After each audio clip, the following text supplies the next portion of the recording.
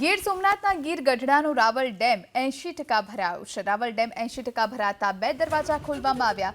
2 દરવાજા ખોલી 11 ગામને એલર્ટ પણ કરવામાં આવ્યા છે।